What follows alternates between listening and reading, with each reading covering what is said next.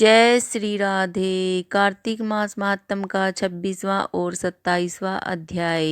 देवगणों के ऐसे वचन सुनकर धर्मदत्त ने कहा, सब मनुष्य भगवान विष्णु की प्रसन्नता के लिए विधिवत आराधना, यज्ञ, दान, व्रत, तीर्थ तथा तप आदि करते हैं, किंतु ऐसा कोई सरल उपाय बताओ जिसके करने से इन सब का फल प्राप्त हो। तब गणों ने कहा कि हे द्विज श्रेष्ठ, आपका प्रश्न बड़ा श्रेष्ठ है। हम आपको भगवान विष्णु को शीघ्र प्रसन्न करने का उपाय बताते हैं। हम इतिहास सहित प्राचीन वृत्तांत सुनाते हैं, सावधानी से सुनो। प्राचीन काल में काकचीपुरी में चोल नामक चक्रवर्ती राजा राज्य करता था। उसी के नाम से उसके देश का नाम भी चोल देश ही प्रसिद्ध था। राजा चोल के राज्य में कोई भी प्राणी दरिद्र, दुखी, पापी व रोगी न था। यह सब राजा के यज्ञ करने का प्रभाव था। ताम्रपर्णी नदी के दोनों किनारों पर सोने के यज्ञ स्तंभ शोभित थे। हे द्विजवर, एक दिन वह राजा भगवान विष्णु के पास गया। भगवान उस समय शेषशैया पर योग निद्रावश सो रहे थे। राजा ने उनकी मणियों, मोतियों और स्वर्ण के दिव्य फलों फूलों द्वारा पूजा की और वह साष्टांग प्रणाम करके भगवान के चरणों के पास ही बैठ गया। थोड़ी देर बाद राजा ने अपनी नगरी कांचीपुरी के ब्राह्मण विष्णुदास को वहां आते हुए देखा। विष्णुदास भगवान की पूजा के लिए तुलसी दल और जल लिए था। विष्णुदास ने वहां आकर भगवान को विष्णु सूक्त मंत्रों द्वारा स्नान करवाकर मंजरी तथा दलों से उनका विधि पूर्वक पूजन किया। विष्णुदास के चढ़ाए हुए दलों से राजा के चढ़ाए हुए मणि, मोती व स्वर्ण के फूल ढक गए। राजा यह देखकर क्रोध में भरकर बोला, ढोंगी मूर्ख, तूने मेरी चढ़ाई हुई मणियों, मोतियों व सोने के फूलों को तुलसी दल व अपने सारे फूलों से ढक दिया है।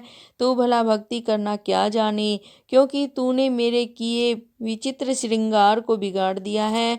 राजा की बात सुनकर विष्णुदास को भी क्रोध चढ़ाया और वह राजा के गौरव को तुच्छ समझकर कहने लगा कि हे राजन, तुम भक्ति करना नहीं जानते, तुमको अपने धन का घमंड है। बताओ, राजा से पहले तुमने भगवान के कितने व्रत किए हैं?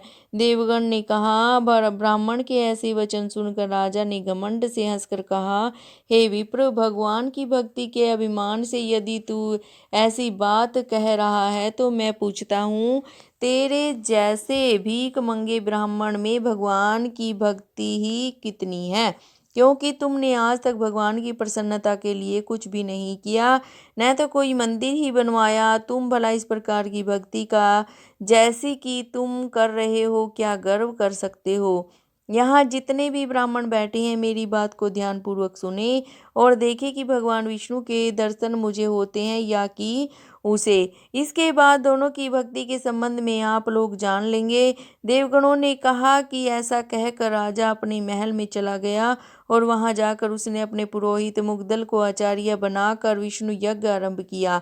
उसने उस यज्ञ में अनेक ऋषि महर्षियों को बुलाया, उनको बहुत सा अनाज और नकदी आदि दक्षिणा दी। उधर विष्णुदास भी अपने मंदिर में ही रहकर भगवान की प्रसन्नता के लिए व्रत करने लगा।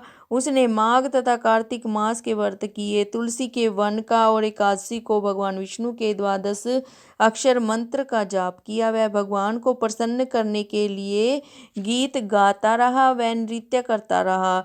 नित्य प्रति व्रत करता था, भूमि पर सोता, हर समय भगवान को प्रसन्न करने के लिए माघ तथा कार्तिक के व्रत भी किए और उन व्रतों के नियम का पालन भी किया और उद्यापन भी किया। और इस प्रकार राजा चोल और विष्णुदास द्वारा आराधना करते हुए बहुत दिन बीत गए। गणों ने कहा, विष्णुदास एक दिन भोजन तैयार करके भक्ति में तल्लीन था कि कोई उसका भोजन चुरा कर ले गया, लेकिन सायंकाल ही आराधना हो सके और व्रत भंग न हो, इसीलिए उसने उस दिन दोबारा भोजन तैयार नहीं किया।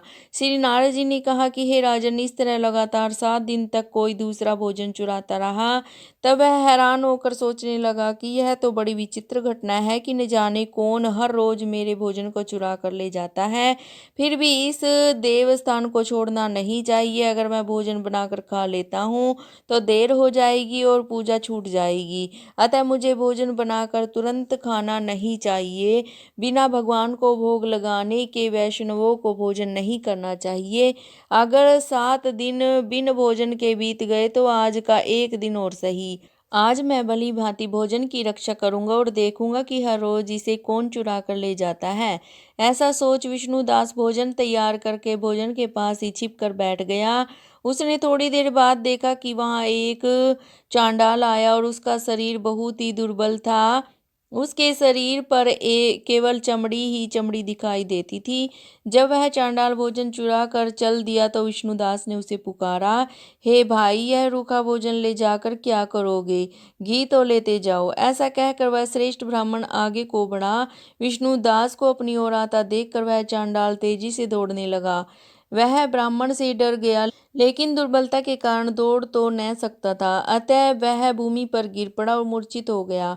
चांडाल को मूर्छित देखकर विष्णुदास लपक कर उसके पास पहुंचा और अपने वस्त्र से उस पर हवा करने लगा।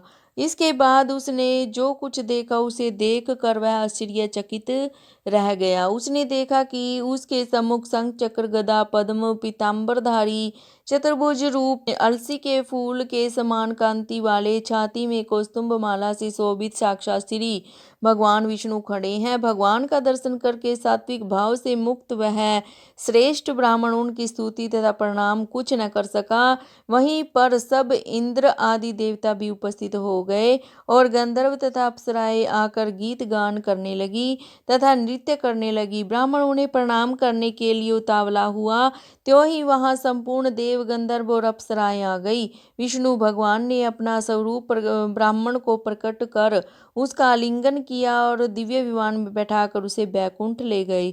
दिव्य विमान में ब्राह्मण को विष्णु के साथ जाते हुए चोल राजा ने भी देखा। उसने अपने गुरु आचार्य मुग्दल को कहा कि मैंने तो यज्ञ आदि किए हैं, वे सब व्यर्थ हुए। जितनी दान दक्षिणा मैंने ब्राह्मणों को दी वह असफल हुए। विष्णु भगवान के दर्शन नहीं हुए। विष्णुदास ब्राह्मण ने केवल श्रद्धा से भक्ति की, उसके प्रभाव से विष्णु भगवान ने आकर उसको दर्शन दिए।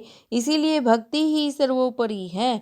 मुझे भगवान के दर्शन के लिए राजकाज त्याग कर भक्ति करनी चाहिए। राजा के कोई पुत्र न होने के कारण अपने भांजे को राजगद्दी का अधिकारी बना दिया और आप विष्णु भगवान की भक्ति करने लगा। बहुत काल तक भक्ति करने के बाद भी विष्णु ने दर्शन नहीं दिए तो वह अग्निकुंड में कूद पड़ा। अग्नि में प्रकट होकर विष्णु भगवान ने राजा को गोदी में उठा लिया और कहा कि मैं तेरे त्याग और भक्ति से बहुत प्रसन्न हूँ। उसका आलिंगन कर उसको दिव्य विमान में अपने साथ बिठाकर बैकुंठ में ले गए। विष्णु जी ने अपने समान रूप वाले ब्राह्मण को पुण्यशील और राजा चोल को सुशील नाम देकर दोनों को अपने द्वारपाल बनाया। जो कोई भी कार्तिक मास महात्म के इन चरित्रों को सुनता है या पढ़ता है उसके सभी पाप नष्ट हो जाते हैं और भगवान विष्णु की कृपा प्राप्त होती है। तो मेरे प्यारे भक्तों, कार्तिक मास महात्म का श्रवण जरूर करना चाहिए। बोलो जय श्री राधे, जय श्री कृष्ण जी की।